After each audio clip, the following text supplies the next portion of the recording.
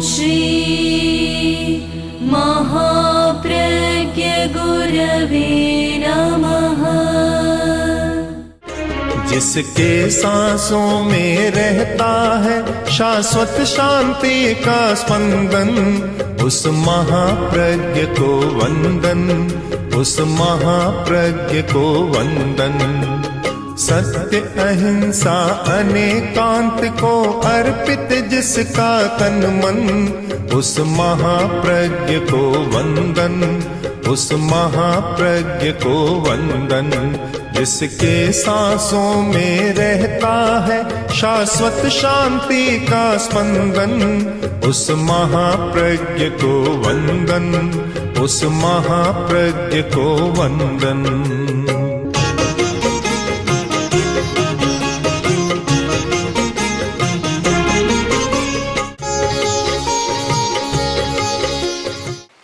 हमें ध्रुव और अध्रुव, शाश्वत और अशाश्वत दोनों के बीच रहकर और अपनी जीवन शैली का निर्माण करना है।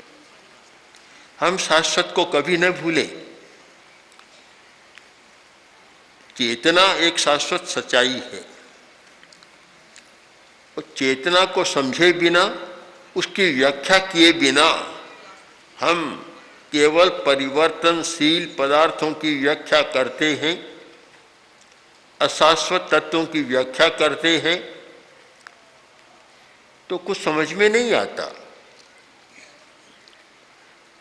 मुझे आश्चर्य होता है कि एक दिन एक व्यक्ति को देखा, इतना प्रभावशाली सा था, सत्ता के सिंहासन पर बैठा था और सब कुछ लग रहा था। उस आसन से नीचे आया और ऐसा लगा कि क्या हो गया। ये जो पदों पर, सत्ता पर या उच्च स्थान पर, उत्कर्ष पर बैठे लोग हैं, उनको सोचना है, क्या मैं सदा इसी रूप में रहूंगा? अगर रहूंगा तब तो ठीक है, कोई चिंता की बात नहीं। और अगर रूप बदल जाएगा, उस समय क्या होगा? यह भविष्य दर्शन सामने रहे तो आदमी बहुत सदाचार, सहिष्णु हो सकता है, किंतु पता नहीं क्या है। पद पर आने के बाद, सत्ता की कुर्सी पर बैठने के बाद भविष्य दर्शन समाप्त हो जाता है, केवल वर्तमान दर्शन शेष रहता है। हम लोग ध्यान में तो कहते हैं वर्तमान में जियो, ध्यान के लिए अच्छी बात है वर्तमान में रहना और विचार एकाग्रता करना या निर्विकल्प समाधि में चले जाना, यह ध्यान की स्थिति में तो ठीक है, किंतु इससे व्यवहार नहीं चलता। व्यवहार में तो त्रैकालिकता का बहुत जरूरी है। हमें अतीत को भी समझना है, वर्तमान को भी समझना है और भविष्य को भी समझना है। इसीलिए एक सूत्र दिया गया था, परिणाम दर्शन, परिणामदंशी, परिणामदर्शी बनो। केवल प्रवृत्ति को मत देखो, केवल वर्तमान को मत देखो, परिणाम को देखो कि परिणाम क्या होगा इसका। अगर हम परिणाम पर विचार करें तो हमारा कार्यक्रम काफी पवित्र और शुद्ध हो सकता है, सदाचार अपने आप उच्छ्वास में आ सकता है, किंतु हम प्रवृत्ति को ही सब कुछ मान लेते हैं, परिणाम पर विचार नहीं करते। और यह पदार्थवादी दृष्टिकोण ऐसा है कि आदमी को परिणाम की तक नहीं ले जाता, प्रवृत्ति में ही उलझा देता है। इस प्रसंग में मैं एक घटना का या एक कथा का उल्लेख करना चाहूँगा जो इस पर बहुत सुंदर मार्मिक प्रकाश डालती है। राजा ने घोषणा की, मुझे प्रधानमंत्री बनाना है, और घोषणा के बाद चिंतन करते करते एक व्यक्ति को उन्होंने नियुक्त कर दिया। और वह व्यक्ति साधारण कर्मचारी था, राजा का सेवक था, कोई बड़े स्थान से नहीं आया, राजा की सेवा में रहता, राजा का मुंह लगा भी था, उसे प्रधानमंत्री नियुक्त कर दिया। अब सब मंत्रियों में खलबली हो गई। जब पदोन्नति का क्रम होता है और वह बदल जाता है तो वहां भी समस्या पैदा होती है। तो यहाँ तो क्रम की बात ही नहीं थी, अक्रम से क्रम निकाल लिया, कुछ था ही नहीं, केवल सेवक था और उसको प्रधानमंत्री के पद पर नियुक्त कर दिया। अब कैसे सहन हो सकता? असहिष्णुता का बड़ा कारण है और इस प्रकार की घटनाएं आदमी में असहिष्णुता पैदा भी करती है। बहुत सारे जो मंत्री परिषद के सदस्य राजा के पास आए, आकर बोले, महाराज आपने ये क्या किया? एक सेवक को प्रधानमंत्री नियुक्त कर दिया, हम सब का शिरोमणि बना दिया, ये कैसे हुआ?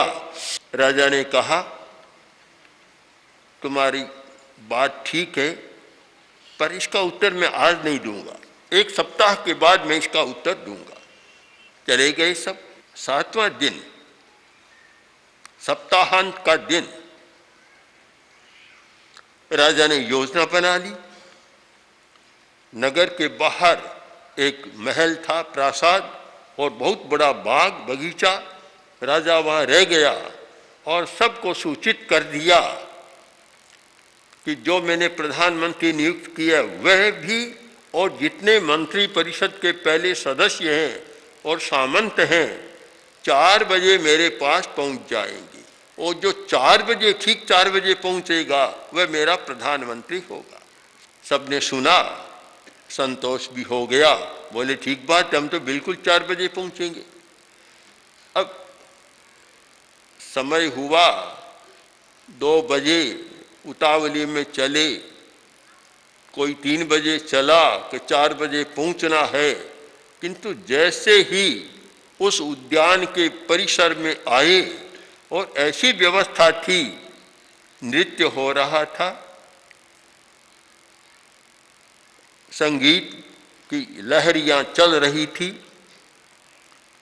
और बाजार इतना बढ़िया कि जो दुनिया में श्रेष्ठ वस्तुएं खाने की सब बाहर से सुगंध आ रही थी, मन आकृष्ट हो रहा था, सब में आकर्षण पैदा हो रहा था।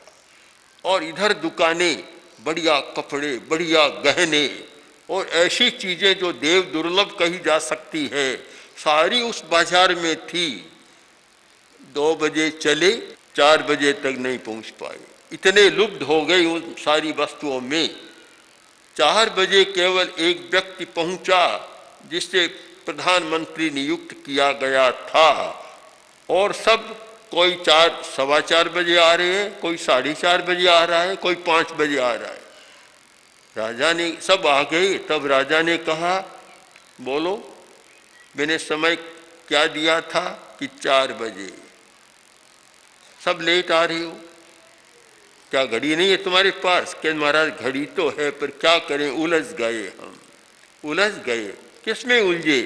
कि ऐसी व्यवस्था आपने कर दी, इतना सुंदर बाजार, इतना विपणन, इतनी खाद्य वस्तुएं और इतने अलंकरण और इतना संगीत नृत्य, सारा ऐसा मोहक था, हम तो उस मोह में फंस गए और समय का बोध नहीं रहा। तब राजा ने कहा, ठीक 4 बजे मेरे पास एक व्यक्ति पहुंचा है और वह पहुंचा है मेरा सेवक। सब मौन थे। अब सब ने कहा, ठीक है, आपने जो नियुक्त किया हमें मान्य है। हम इस कथा वस्तु का विश्लेषण करें। आदमी अपने कर्तव्य का पालन क्यों नहीं करता, अपने दायित्व का निर्वाह क्यों नहीं करता, क्या कारण है? जब पदार्थ में मन उलझ जाता है, पदार्थवादी दृष्टिकोण बन जाता है, सुविधावादी दृष्टिकोण बनता है, और एक ऐसा उसके सामने चुंबकीय आकर्षण बन जाता है कि वह पदार्थ से आगे जाकर चेतना को समझने का, जानने का प्रयत्न ही नहीं करता। इस स्थिति में न कोई नैतिकता का पालन कर सकता, न कोई सदाचार का पालन कर सकता और न कोई भ्रष्टाचार को समाप्त कर सकता। उलझ जाता है, उलझा हुआ। ये जो एक बड़ी उलझन है आज, कारण कि चेतना की तरफ हमारा ध्यान नहीं है,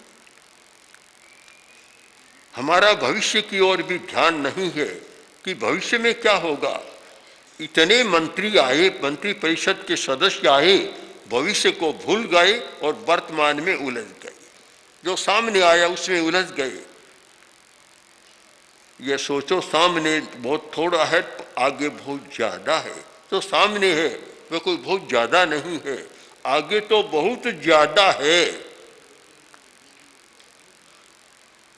आगम शास्त्र में कुछ बातों का निरूपण मिलता है। एक निरूपण यह है कि मनुष्य का सुख, मनुष्य का वैभव, और वह कितना है कि एक देव के वैभव के सामने सारी दुनिया का वैभव बड़ा तुच्छ है। जहां इतनी अतुच्छता है उसको हम भूल जाते हैं। आचार्य हेमचंद्र ने त्रिषष्ठी सलाह का पुरुष चरित्र, भगवान ऋषभ का चरित्र लिखा। उसमें एक बड़ी मार्के की बात बतलाई उन्होंने कहा कि जब प्रसंग आया मुनि बनना है, प्रसंग आया कि भरत ने सबके राज्यों पर अधिकार करना चाहा है और हम भाई क्या करें, तब भगवान ने उनको संबोध दिया, संबुज्य है किंग न बुज्य है, संबोधि को प्राप्त करो। जब तक संबोधि नहीं है तब तक ये सारा तुम्हें बहुत अच्छा लग रहा है, संबोधि को प्राप्त करो। आज संबोधि की जरूरत है। संबोधि के अभाव में या बोधि के अभाव में कुछ समस्याएं पैदा हो रही है। भगवान बुद्ध को बोधि मिली और सारा नया दर्शन मिल गया, जीवन को समझने का मौका मिला। मैं मानता हूं कि जो आज के हमारे साहित्यकार, पत्रकार, राजनेता, अर्थशास्त्री, समाजशास्त्री आदि आदि जितने लोग हैं, उनको जरूरी है कि वे जीवन को समझने का भी प्रयत्न करें। केवल पदार्थ को समझने का प्रयत्न करेंगे तो शायद जीवन की उलझनें समाप्त नहीं होगी। हमें हमेशा समाधान के लिए एक प्रतिपक्ष चाहिए। प्रतिपक्ष के बिना अकेला पक्ष बहुत अच्छा काम नहीं कर सकता। अनेकांत का सिद्धांत है। अब देखते हैं, हाथ को देखें, 4 अंगुलियां पक्ष में सीधी है, एक अंगूठा विपरीत दिशा में। यह अंगूठा विपरीत दिशा में है, प्रतिपक्ष है अंगूठा, तब हम लिख सकते हैं। अगर चारों अंगुलियां सीधी होती तो आप क्या कर सकते? कभी आप कोई लेखन नहीं कर सकते। लेखन नहीं कर सकते इसका मतलब साहित्य के बिना कितना अधूरापन रह जाता। प्रतिपक्ष बहुत जरूरी है। हमने प्रतिपक्ष को एक विरोधी पक्ष कहकर, विपक्ष कहकर और अवमानित कर दिया। वह विरोधी पक्ष नहीं होता, वह कोई मिटाने वाला पक्ष नहीं होता, वह टिकाने वाला पक्ष होता है, प्रतिपक्ष है। और इसी प्रतिपक्ष की भावना को हम देख सकते हैं कि भावना गहरे में रही है और सामान्य उक्तियों में भी प्रतिपक्ष के सिद्धांत को मान्यता दी है कि निंदक नियरे राखिए। यद्यपि निंदक कोई प्रतिपक्ष नहीं होता, पर इतना तो जरूर है, कहने वाले ने, कबीर ने या और किसी ने लिखा तो उन्होंने यह अनुभव किया कि एक विरोधी तंत्र भी सामने रहना चाहिए जो प्रतिकूल बात भी कह सके। केवल अनुकूल बात नहीं, प्रतिकूल बात कहने वाला भी चाहिए जो एक नया रास्ता सुझा सके। एक ही रास्ता अच्छा नहीं होता, अनेक रास्ते जरूरी होते हैं। निर्णाम एको गम्य ऋजु कुटिले नाना पथ जुषाम, कितना बढ़िया कहा गया है संस्कृत साहित्य में कि निर्णाम एको गम्य, गम्य तो एक है, गंतव्य एक है कि जहाँ हमें पहुँचना है, मैं रास्ता कभी एक नहीं हो सकता। कोई रास्ता रिजू है, सीधा जाता है, कोई टेढ़ा जाता है, रास्ते अलग अलग होते हैं। हेलीपैड हो तो आकाश से आने वाला भी पहुंच जाएगा, वायुयान का अड्डा हो तो हवाई जहाज भी पहुंच जाएगा, इधर से भी आदमी आ सकता है। रास्ता कभी एक नहीं हो सकता। हमारी सबसे बड़ी भूल क्या है कि हमने अनेक अंत के सिद्धांत को भुला दिया और सांप्रदायिक समस्याओं में उलझ गए। रास्ता अलग हो सकता है, गम्य एक है, गंतव्य एक है। व्यवहारिक दृष्टि से विचार करें तो समाज की समृद्धि एक गम्य बन गया, एक गंतव्य है कि सबको सोचना है कि समाज समर्थ कैसे बने, समाज शक्तिशाली कैसे बने। राष्ट्रीय दृष्टि से विचार करें तो चाहे कोई दल पक्ष कोई हो, सबका गंतव्य एक है कि राष्ट्र शक्तिशाली कैसे बने।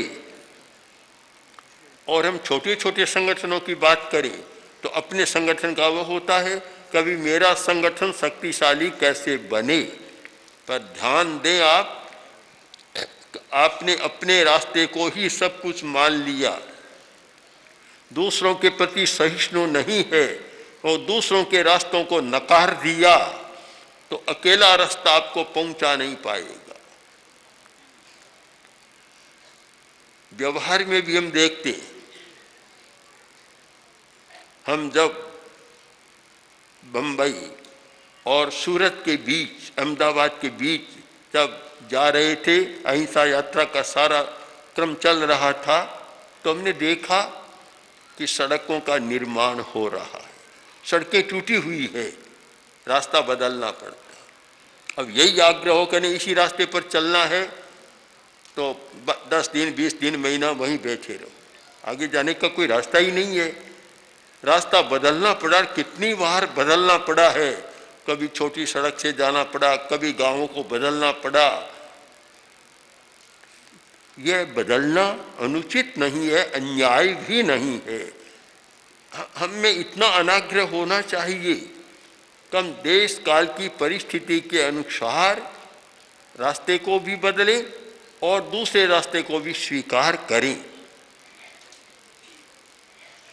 जिन लोगों ने रास्तों का निर्माण किया है वे कोई सामान्य आदमी नहीं थे और सामान्य आदमी कर भी नहीं सकता।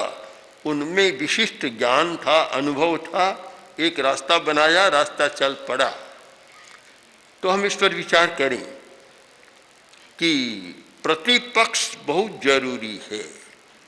अब चेतना, पदार्थ का प्रतिपक्ष है चेतना। हम केवल पदार्थ पर ही विचार करें, ध्यान दें, पदार्थ में ही सुख माने, आनंद माने, शक्ति का अनुभव करें और फिर पदार्थ से पैदा होने वाली समस्याओं का सामना भी पदार्थ के द्वारा करें और चेतना को बिल्कुल नकार दें, समस्या नहीं सुलझ सकती। यह भी हम न भूलें कि पदार्थ मोह पैदा करता है और मोहग्रस्त आदमी कभी समस्या का समाधान नहीं कर सकता।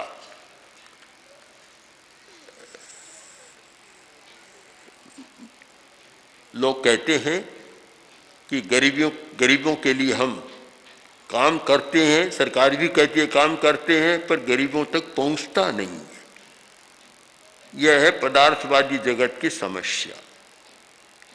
एक जगह पदार्थ को पहुंचाना है, देने वाला दे रहा है और लेने वाला तैयार है, पर ले जाने वाला बीच में ही कुछ कर देता है। ये क्यों होता है? तो उसमें अपना मोह है, वहां तक नहीं पहुंचता। इसका कारण कि चरित्र का संबंध है हमारी चेतना के साथ और हमने चेतना पर ध्यान नहीं दिया तो चरित्र का विकास नहीं हुआ। पदार्थ के जगत में चरित्र का विकास नहीं हो सकता और पदार्थ के जगत में चरित्र का शायद बहुत मूल्य भी नहीं है और वह मूल्य तब होता है जब पदार्थ की समस्या विकट बन जाती है और पदार्थ के द्वारा वह समस्या सुलझ नहीं पाती, तब सोचते हैं कोई दूसरा रास्ता खोजना चाहिए। अन्यथा आदमी नैतिकता को मूल्य ही नहीं देता। अगर अनैतिकता से जो पदार्थ के साथ पैदा होती है अनैतिकता, उससे समस्या का समाधान होता तो यह नैतिकता, चरित्र, सदाचार जैसे शब्दकोश से भी समाप्त हो जाते।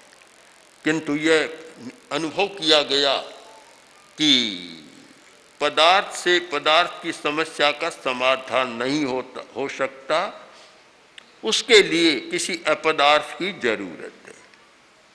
जब पथ शेष रहता है तो फिर अपथ की जरूरत होती है, तो किसी अपदार्थ की जरूरत है।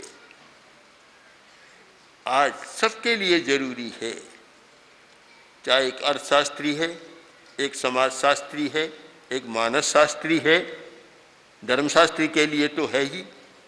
उन सब के लिए जरूरी है कि चेतना के मूल्यों पर विचार करें, चेतना के स्वरूप पर विचार करें, जहाँ से समाधान मिल सके। विज्ञान भी अटक गया है पदार्थ की खोज करते करते, अब शायद उसको भी चेतना की तरफ मुड़ना पड़ेगा, मुड़ रहा है और अधिक मुड़ना पड़ेगा। क्यों, आखिर समाधान कहाँ से आएगा? एक बार प्रश्न चला कि आदमी में नकारात्मक विचार पैदा होते हैं। ये तो प्रत्यक्ष है कि नकारात्मक भाव और नकारात्मक विचार हमारे सामने है। अब क्यों होते हैं, ये क्यों होते हैं, इसका उत्तर और समीचीन उत्तर चेतना के बिना नहीं दिया जा सकता। चेतना के साथ जुड़ा हुआ है कर्मवाद, आत्मवाद, पुनर्जन्मवाद। इन सारी संगतियों के बिना क्यों होता है, इसका उत्तर नहीं दिया जा सकता। आज के मनोवैज्ञानिकों ने, आज के वैज्ञानिकों ने समस्याओं का काफ़ी प्रस्तुतिकरण किया है, सुलझाने का प्रयत्न भी किया है, पर आखिर कुछ प्रश्न ऐसे हैं जिनका उत्तर नहीं दिया जा सकता। मस्तिष्क की अपनी सीमा है कि यह मस्तिष्क के द्वारा होता है, पर क्यों होता है, इसका उत्तर शायद मस्तिष्क के पास भी दुर्लभ है। मस्तिष्क विद्या के आधार पर हम कह सकते हैं कि ऐसा संचालन हो रहा है, पर क्यों हो रहा है? हमारा मन इतना चंचल क्यों है? अगर हम मन में ही इसका समाधान खोजें तो त्रिकाल में भी समाधान नहीं होगा। मन चंचल क्यों है, इसका समाधान जो हमारे सामने नहीं, प्रत्यक्ष नहीं, उसमें खोजा जा सकता है, और वह है हमारा भाव, संवेग, इमोशन, आवेश। उनमें इसका समाधान है कि मन चंचल क्यों होता है। केवल मन को ही पकड़े आप नहीं समझ पाएंगे। जिन लोगों ने इस सच्चाई का अनुभव किया कि मन की समस्या को मन के द्वारा नहीं सुलझाया जा सकता, उन्होंने फिर एक शब्द का विकास किया, बियॉन्ड माइंड, मन से परे। तुम मन से परे जाओ, तुम्हें समाधान मिलेगा। और मन से परे जाने का मतलब है चेतना के क्षेत्र में जाना, चेतना के जगत में जाना। आज बहुत आवश्यक लगता है कि हम चेतना के जगत में प्रवेश करें, और उन लोगों के लिए तो बहुत जरूरी है जो बड़े स्थानों पर काम करते हैं, बहुत आवश्यक है। हमारी कमी क्या है कि बड़े लोग न तो धर्म का अध्ययन करते, न दर्शन का अध्ययन करते, और न उन्हें यह भी पता कि मेरे संगठन का दर्शन क्या है। इसलिए हमें इन सब गुणों के विकास के लिए पदार्थ से अपदार्थ, अपर से पर, अपरम से परम, जो एक चेतना का तत्व है जो सारा संचालन कर रहा है, उसके प्रति हमारी आकर्षण की विधा बने, आकर्षण की दिशा बदले। केवल पैसे, धन, सत्ता में ही हम आकर्षण न माने।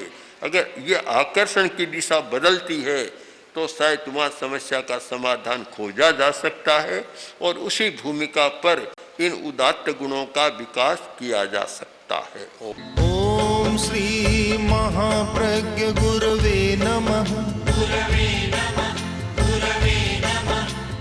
ओम श्री महाप्रज्ञ गुरवे नमः।